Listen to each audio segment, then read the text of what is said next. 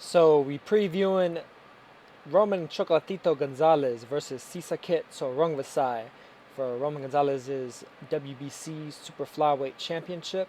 Of course, Gonzalez is also known as Chocolatito. Srisaket so Rungvisai, otherwise known for his birth name as Wiksaksel Wangek. That's his birth name, but he fights under the professional boxing alias of Srisaket so Rungvisai. So for the rest of this video, I'll just be calling him Srisaket for easiness' sake. So basically, Chocolatito versus Srisaket, very good fight, very interesting fight. I think a lot of people are really underrating Srisaket just by virtue of not necessarily really being familiar with him.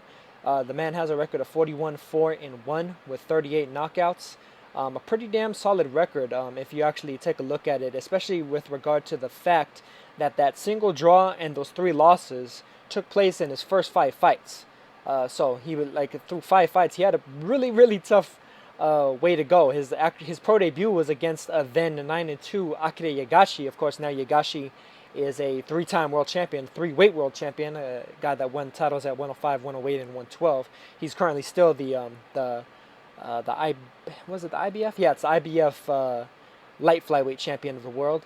Srisaket is one of these guys that he started off his career getting thrown in tough. Managed to kind of learn from experience, learn the hard way, and basically since 2010, he only has 1 loss on his ledger, and that was to Carlos Cuadras. Of course, many of you remember Cuadras from his recent fight with Chocolatito. Very close fight, somewhat controversial fight. A lot of people thought that Cuadras won, or at the very least, it should have been more of like a split decision, majority decision, or draw type of a fight, but the judges had it fairly wide for Chocolatito. I think largely because of the fact that it was very fast-paced action. It's kind of tough to tell exactly who's landing when and how hard or harder at what time, considering how fast the pace was. And it seemed like Gonzalez got a little bit extra benefit of the doubt for being the aggressor, as opposed to Cuadras being more of the defensive kind of stick-and-move counterer type of fighter, even though it was a very action-packed fight throughout the entirety of it. But here against Srisaket, it's going to be really interesting for Gonzalez because of the fact that Gonzalez being more of a pressure style fighter, in spite of the fact that he actually does it extremely well and still has a very good defensive construct while he's getting off his offense. He's very much in the pocket at all times, but he's very good at blocking punches with his gloves, kind of doing that little bit of a catch and shoot. Catch one of your shots and he'll fire back with a 2, 3, 4, 5 punch combination, and he'll do these very short little side steps on his way to slowly breaking his opponent down. To an eventual either stoppage victory or a unanimous decision or whatever it happens to be, and he's extremely effective at that. He's only really had 3 tough, difficult fights throughout his entire career. Of course, the aforementioned fight with Cuadras, his fight a few years ago with Juan Francisco Estrada, and also his fight with Francisco Rosas way back at 105 pounds. Yeah, actually, even the second fight with Rosas was pretty difficult in the first round, but of course Gonzalez managed to ratchet up the offense and everything and managed to blow out Rosas in the second round. But outside of those 3 guys, Gonzalez has been pretty damn dominant.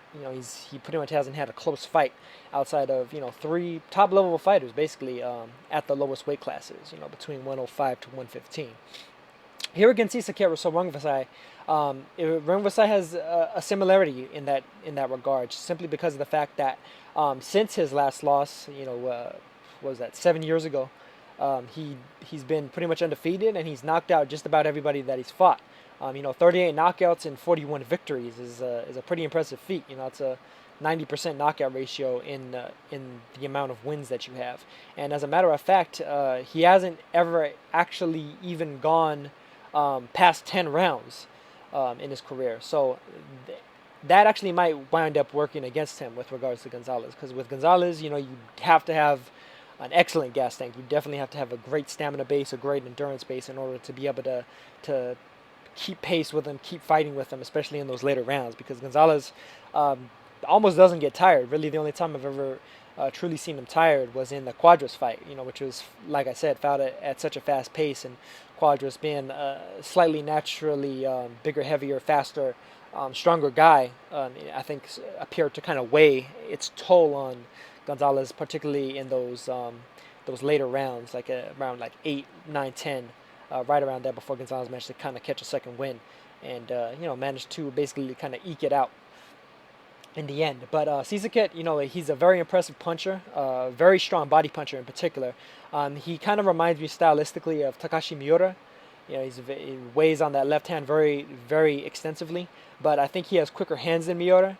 He has a bit of a better right hand as well, a fairly good, solid right hook that he'll often throw, and pretty fairly good side to side movement as well. He definitely is open to being hit, to being countered, which Quadras was able to take advantage of when the two of them fought.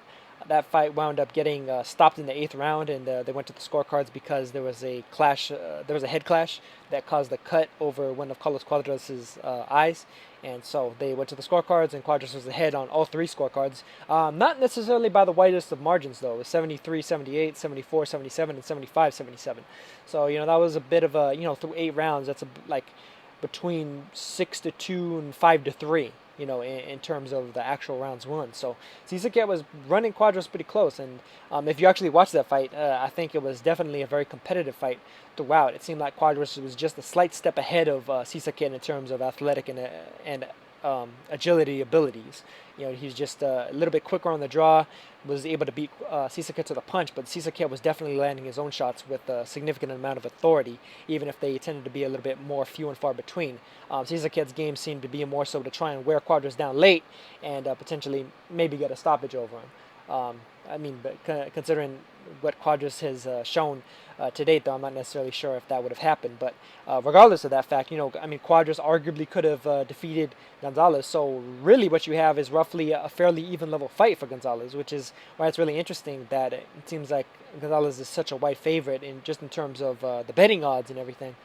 Because I think that Srisaket is about as live of an underdog as there exists, as there is in the sport currently.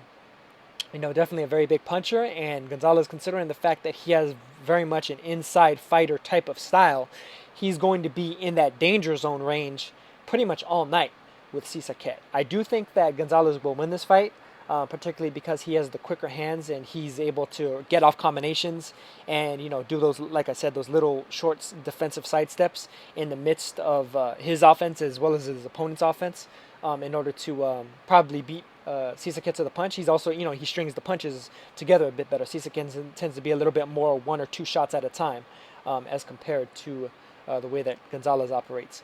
But regardless of that fact, I think that Srisaket remains an extremely dangerous opponent, simply for his power's sake, because Gonzalez is going to be in the pocket pretty much all night.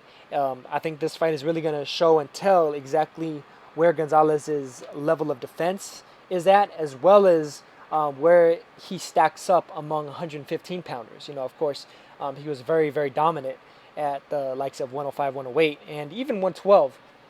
But in his first fight at 115, it seemed like he definitely had a difficult time with Quadras, albeit he was fighting arguably the top 1 or top 2 fighter in the division in Quadras, along with Naoya Inoue, of course. Srisaket, to me, I would say is definitely still a top 5 level fighter, if not like a top 3 type guy. Well, maybe not top 3, like top 5, just thinking off the head, because I'd probably go Gonzalez, Inoue, Quadras, and then I'd probably maybe slot Estrada in there, number 4, or maybe Srisaket in there, number 4. So, to me, the guy is definitely still a top 5 level guy. I would favor him over Khalid Yafai, over a Jerwin Cajas. Really, this is very much a legit opponent for Gonzalez, a former champion, and also basically a mandatory. The WBC mandated back in December that Gonzalez was going to have to fight both Srisaket and Carlos Quadras. They didn't necessarily specify an order, but they originally thought that he was going to be rematching Quadras immediately. So they said that Srisaket was the mandatory because he managed to re-earn his mandatory shot with a knockout victory over Jose Salgado. It was about a year and a half ago, and that was a pretty impressive victory for him. Fun little fact about Srisaket is he actually knocked out a guy last year, a guy named Arega Union, by a body shot where Union got hit in the solar plexus with a big left hand and then just started projectile vomiting all over the damn canvas of the ring. Pretty graphic way to go out. But I think this is a very interesting fight. To me, this might actually be the show stealer of the entire pay-per-view card. That also features, of course, Golovkin versus Jacobs and Carlos Cuadras versus David Carmona, as well as some other fights. But I think this could potentially be the show stealer, be a potential fight of the year candidate, and I definitely think for all you guys out there that put money on fights, that Srisaket is a pretty live underdog. I wouldn't necessarily suggest putting a ton of money on the man, but I mean putting a little something there along with in the midst of some sort of parlay or something. I could definitely see that some sort of strategy like that going down fairly well for you or something like that. In a way, I kind of look at this kind of the same way as what happened last year with Byron Rojas versus Hickey Butler, where Rojas was a 25-1 underdog, or a few years back when Moises Fuentes defeated Wild Garcia as a 15-1 underdog. Or was he 15? I think he might have been a 14-1 underdog. But, they were both basically big underdogs for no other reason other than the fact that the bookies were basically unfamiliar with guys at the lowest weight classes, and they weren't aware of just how skilled Fuentes and Rojas happened to be at the time. They just saw Butler and Garcia. They saw that they had racked up a couple of nice title defenses, and they were pretty skilled fighters in their own right. And they see these guys making big step ups against them in terms of Rojas and Fuentes, both guys that were pretty much domestic level fighters from Nicaragua and Mexico. Respectively, and they probably didn't think too much of them, but it turned out they were wrong. They both managed to have pretty damn good victories, big time underdogs pulling off big upsets.